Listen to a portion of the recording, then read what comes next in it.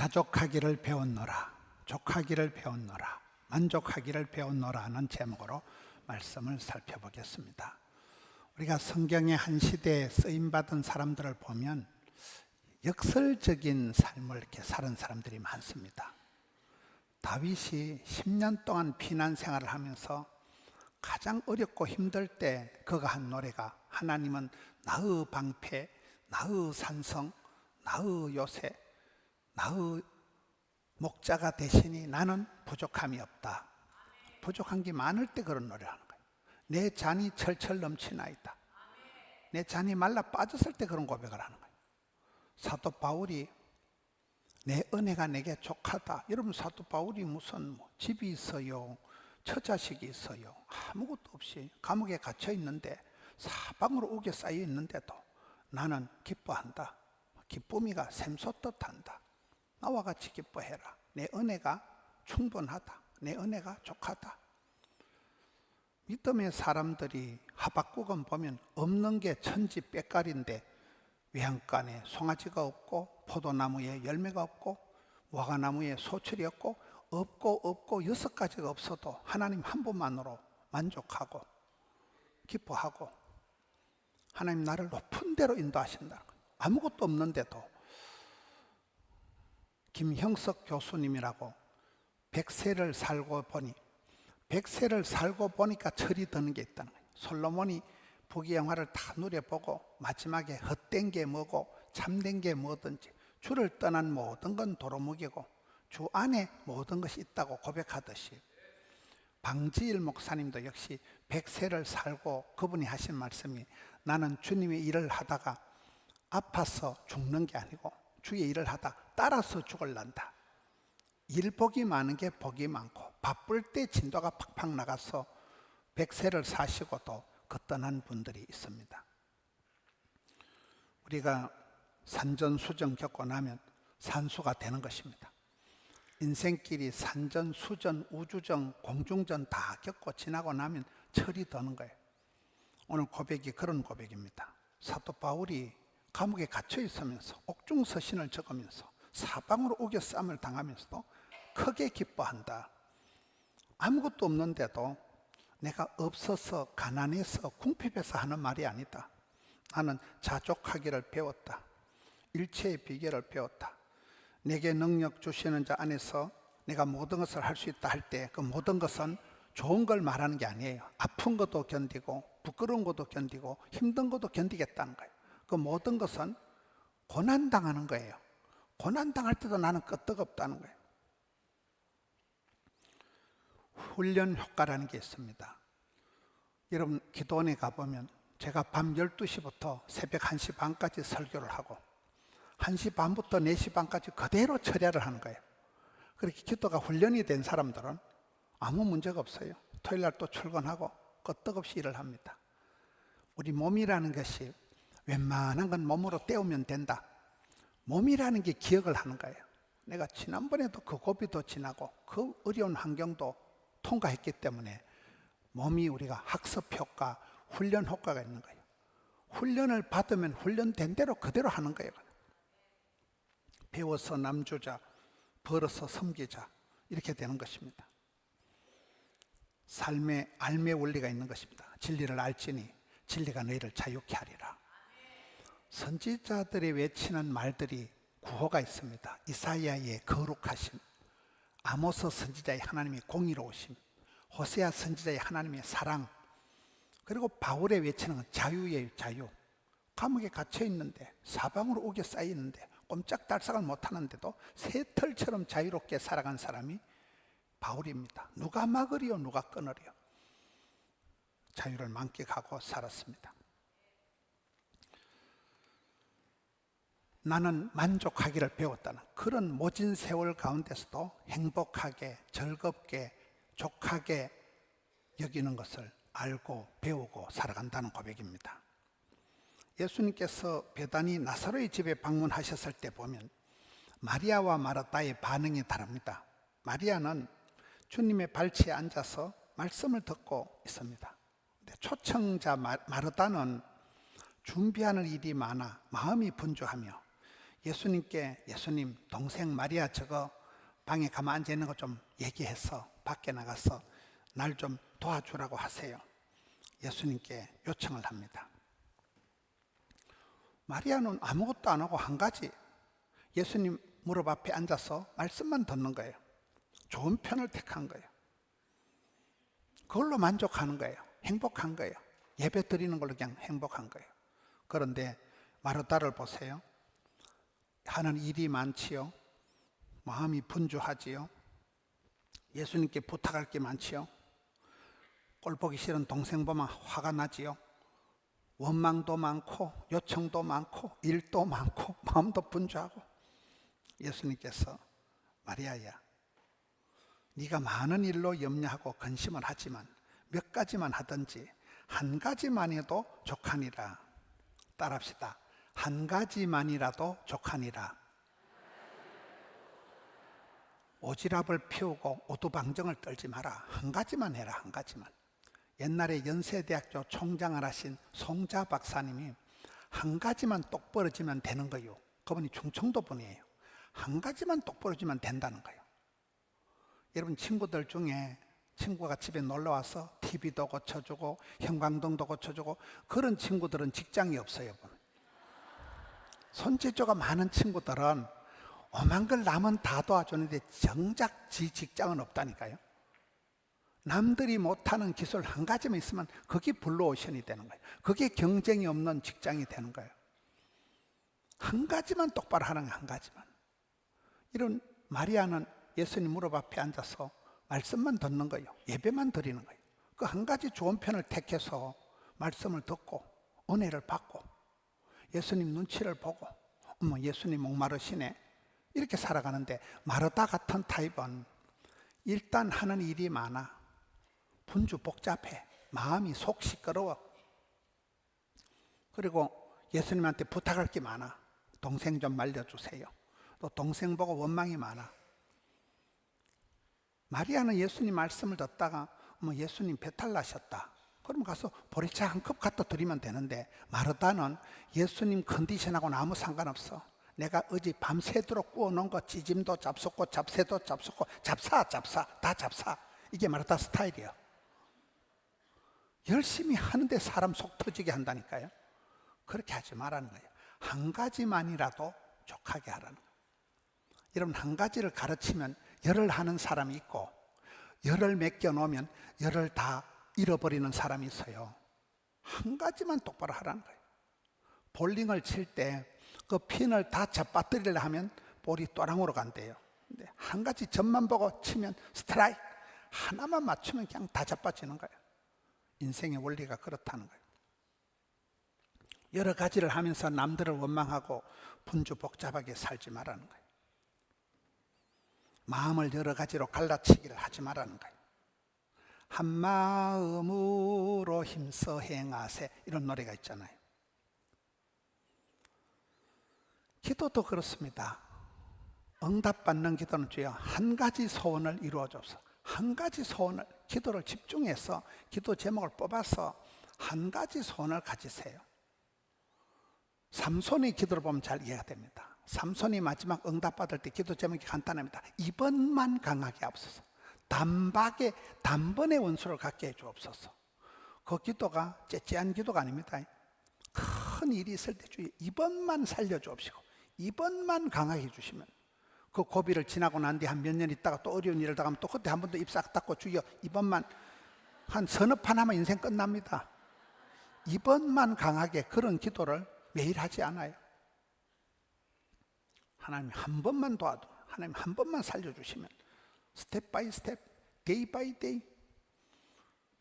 진주의 김장하, 어른 김장하라는 그 다큐멘터리를 보면 그 진주 도성에서 한 한약방 주인이 살면서 100억 가까이 되는 고등학교를 만들어서 나라에다 기부를 하고, 그가 장학생으로 키워준 박사들이, 교수들이, 의사들이 수두룩합니다. 그분이 그렇게 나이가 들도록 어떻게 이렇게 잘 살았냐 물어보니까 꼼지락꼼지락 사부작 살다 보니까 당신은 80세가 다 돼가고 멋진 인생을 살아갔다는 거죠. 우리 인생이 내일 일을 염려하지 마라. 지나간 과거를 부끄러워하지 마라. 지금이 은혜 받을 만한 때요. 지금이 구원의 날이로다. 오늘 믿으면 영광을 보리라.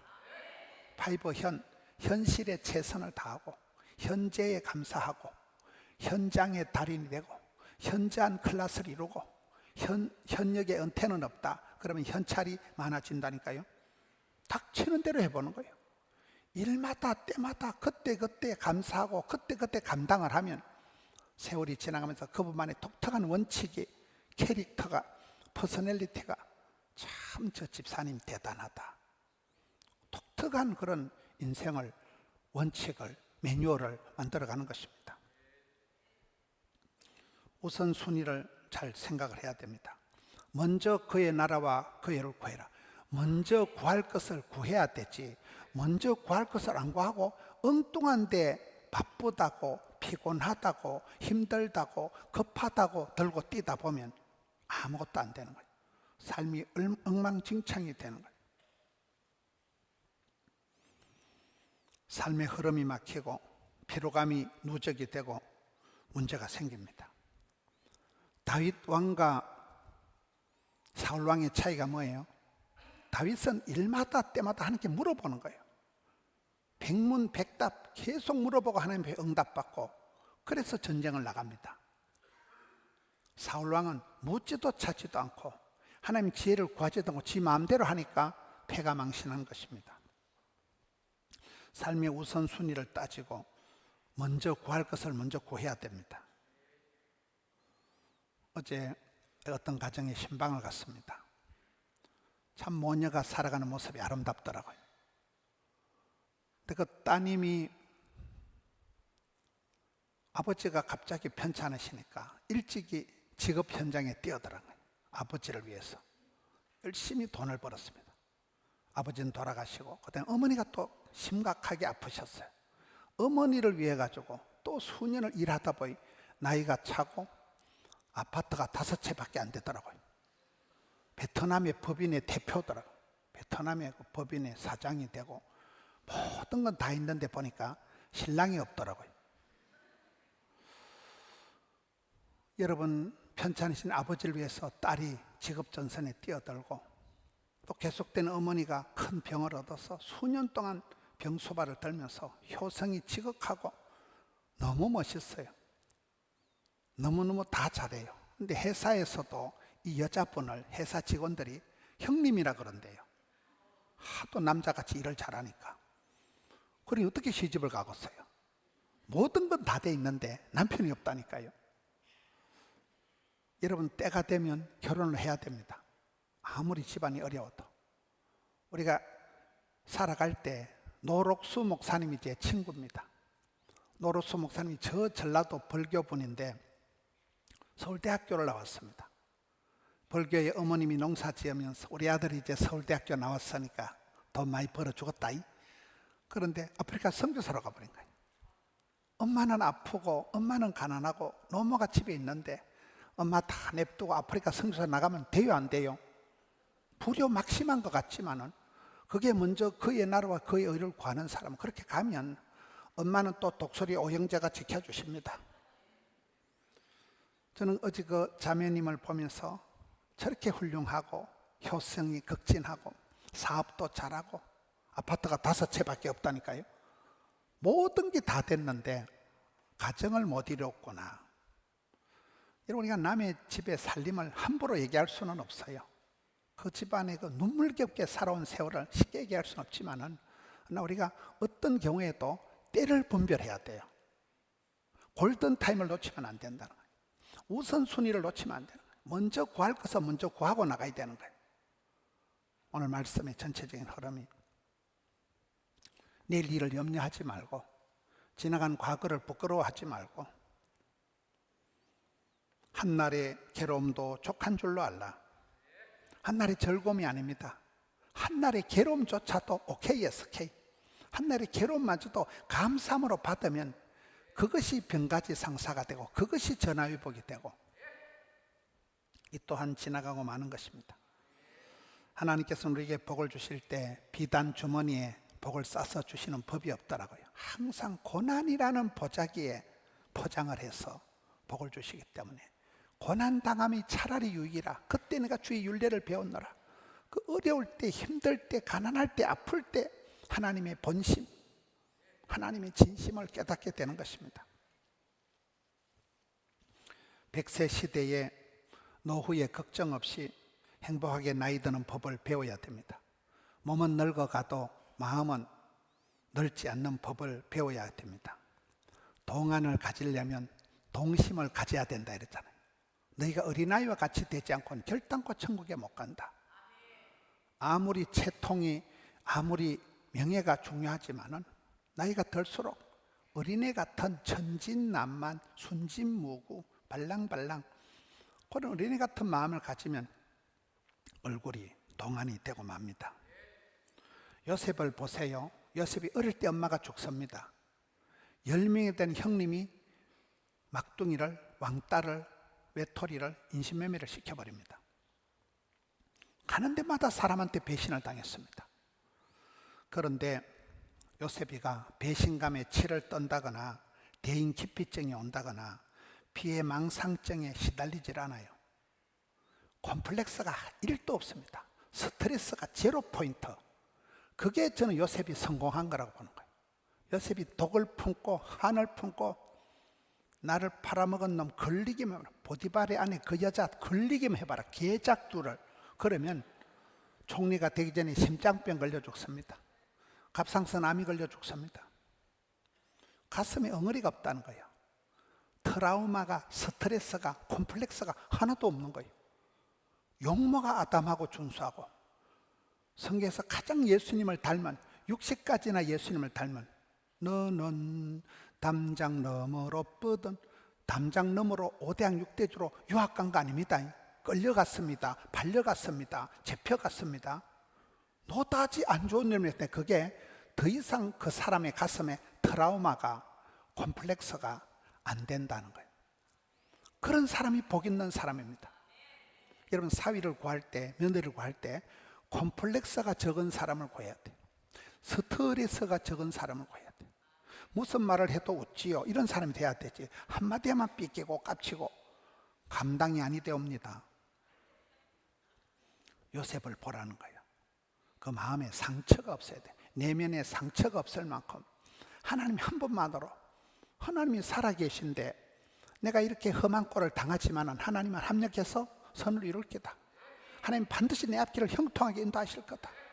지금은 안 좋은 일이지만 하나님이 변화시켜 주실 거다는 그 믿음이 있기 때문에 요셉이 자살하지 않고 요셉이 포기하지 않고 요셉이 속단하지 않고 자기 마음을 은행심사 가운데 마음을 평안하게 사도 바울이 자유롭게 요셉이가 애굽의 바로왕이 얘기하는 거 보세요. 내가 살다가 하나님의 성령의 감화 감동을 받은 요셉이라는 사람을 처음 본다.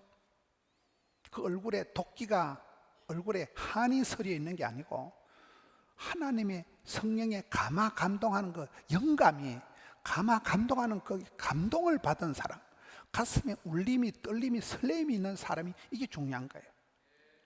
여러분 살아간다고 바쁘지만은 하울린 음악회 같은 데 가서 좀 앉아서 눈물을 한번 흘려보세요.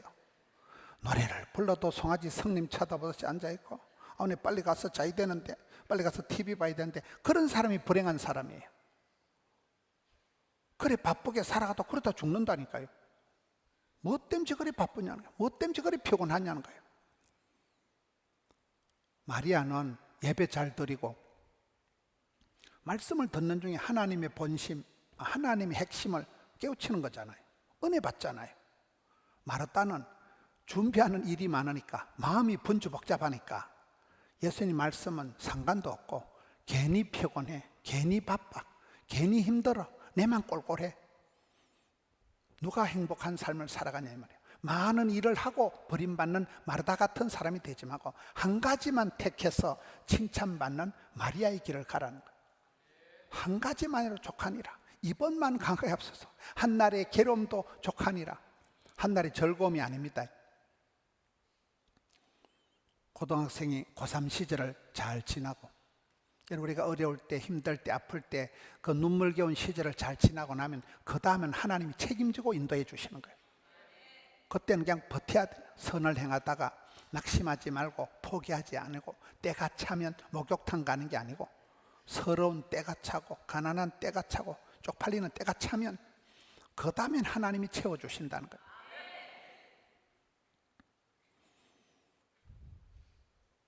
모세가 40일 금식기도 하고 난 후에 얼굴에 광채가 났습니다.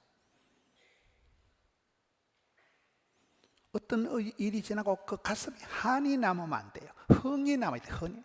한이 남아있는 사람이 아니라 흥이 남아있는 사람이, 부흥의 맛을 알고 신바람을 탈 줄 아는 사람이, 그 사람이 행복한 사람입니다.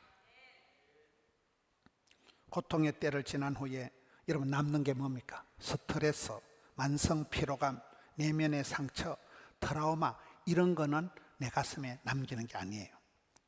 노후 대책이라는 것은 물질을 쌓아 놓는 것이 아니고 자족하는 마음이면 충분하대요. 적게 벌어도, 나물 먹고 물 마셔도 적게 벌어도 그것 때문에 건금절약, 금식을 밥 먹듯이 하는 게, 그게 행복의 지름길이에요. 과식, 과로, 과속. 과식, 돼지같이 먹으니까 돼지같이 되는 거예요. 과속, 그렇게 빨리 달리니까 교통사고 나는 거예요.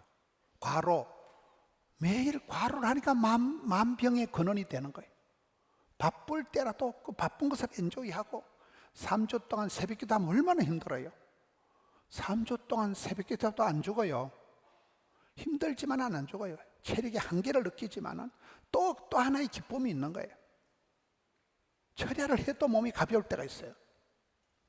우리 몸이 잘 기억을 한다니까요. 지난번에도 내가 그 은혜를 받고, 지난번에도 내 그 고비를 지나고, 죽을 것만 같았지만 안 죽는, 일마다 때마다 삶의 노하우가 쌓여가는 것입니다.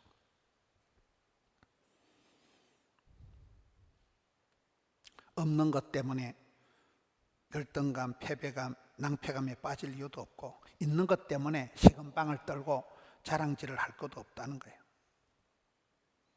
선물 받은 거 가지고 속상해 마지고, 선물을 얼마든지 주실 주님을 바라보라는 거예요. 또 주신 자도 취하신 자도 하나님이라는 거예요. 이 하박국은 보면 없는 게 천지 빽깔인데도 외양간에 송아지가 없고 포도나무에 열매가 없고 아무것도 없어도 하나님 한 번만으로 만족하고 기뻐한다. 하나님이 나를 사슴의 발같이 높은 곳으로 최정상으로 인도하신다. 여러분, 요셉이가 형통하게 인도한 게 아니고 끌려가고 팔려갔다니까요. 하박국이가 높은 최정상으로 올라간 게 아니라니까요. 다 없어지고 사라지고 절단이 났지만 하나님은 나의 발을 해됨도 없고 악함도 없는, 원도 한도 없는 높은 곳으로, 고상한 곳으로 인도하신다는, 별꼴을 다 겪어보고 난 뒤에 그런 고백을 하는 것입니다. 소소한 것, 보잘것이 없어도 일할 수 있는 게 큰 수익이라는 거예요. 일 복이 많은 게 복이 많은 거예요. 살아있는 게 무한 영광이라는 거예요. 저는 늘 어디 가나 살아있는 게, 이 강단에 서는 것 자체가, 성은이가, 만극이가, 황송이가, 감축이가 살아있는 게 감사하고, 일할 수 있는 게 이 최고의 특권이에요. 일 복이 많은 게 복이 많은 거예요. 스트레스가 양념이고, 피곤이 능력이고, 피곤의 축복, 피곤의 특권이 있더라고요. 여러분, 피곤할 만큼 일을 하는 사람은 불면증 같은 거 없어요. 대급방만 되면 잠이 오는데 뭐 불면증이 있어요. 피곤할 만큼 일을 하는 사람은 불면증이 없어요. 피곤이 능력이에요. 부담스러울 만큼 엄청 스트레스를 받고 막 팽팽한 긴장감을 가질 때, 그때 작품이, 역사가 벌어지는 거예요. 뭐 김창옥 교수 이런 사람들이 보면 음악을 전공한 사람이 어떻게 더 소통 교수가 돼서 어떻게 이렇게 강의를 잘하는가. 그러나 그런 방송을 하다 막 공황장애 오고 이런 거잖아요. 사람이 다 그렇습니다. 한계를 느끼지만 정상에 오른 사람 치고 정상적인 인간이 없다니까요. 지랄 총량의 법칙이 있다니까요. 밤에 잠을 안 자고 책을 보고 준비를 했기 때문에 어느 정도 높은 곳에 이르렀지만 사실은 많은 어려움이 있지만 그 또한 감사의 제목입니다. 그 또한 동병상련이 되는 겁니다. 여러분, 여기 병이 없는 사람이 누가 있겠어요? 병이 없는 분 나와 보세요. 내가 찾아드리리이다. MRI, CT 찍으면요, 피 한 방울 뽑으면 다 나와요. 콜레스테롤이 높습니다. 혈압이 높습니다. 우리가 병이 없는 사람이 없지만 병가지 상사가 되고 다병 장수, 무병 단수가 되고 그런 것입니다. 내 약점이 있기 때문에 그것 때문에 하나님 앞에 떨면서 기도하고 그것 때문에 할 수 없이 겸손하다가 진짜 백일 복을 받는 것입니다. 오늘 말씀에 한 가지라도 만족해라. 고난이라도 여러분 한날의 괴로움도 만족해라. 자족하기를 배워라. 믿음의 선배들이 그 어려운 시절을 지나가면서 노래했듯이 가장 부족할 때 내 잔이 넘치나이다. 나는 부족한 것이 없노라. 내 은혜가 충분하다. 저는 신학교를 9년 동안 다닐 때 누구한테 만 원 한 푼 받아본 적이 없습니다. 모든 장학금은 면제가 되고 먹고 죽을 돈도 없이 9년 동안 공부를 했습니다. 이 망할 놈의 학교를 등록을 해야 되나 때리쳐야 되나 학기마다 고민을 할 때 제가 그때 은혜 받은 말씀이 빌립보서 4장 19절이에요. 너 하나님께서는 영광의 하나님께서는 내 필요한 것을 아시고 풍성하게 채워주시리라. 말씀의 은혜는 받았는데 돈은 한 푼도 없었어요. 근데 말씀의 은혜를 받으니까 내가 믿는 하나님은 쪼잔한 하나님이 아니구나. 영광의 하나님 풍성하게 이빠이 대선에 그 말씀 붙들고 신학 다 마치고 지금까지 살아있잖아요. 힘들어도 쪼들쪼들해도 하나님은 영광스러운 하나님, 풍성하게 역사하시는 채우신 하나님, 그 하나님 붙들고 나면 하나님이 다 커버해 주신다는 거예요. 힘들 때 어려울 때 이 감사절을 지나면서 한 개도 감사하고 나발이고 아이고 하나님 병 주고 약 주고 그래 싶어도 그때가 은혜의 때요. 그때가 추억의 계절, 화려한 시절, 파리의 연인인 줄 알고 이 어려운 고비도 이 또한 감사하고 2024년도 감사절도 감사함으로 통과하는 우리 성도님들 되시기를 축원합니다.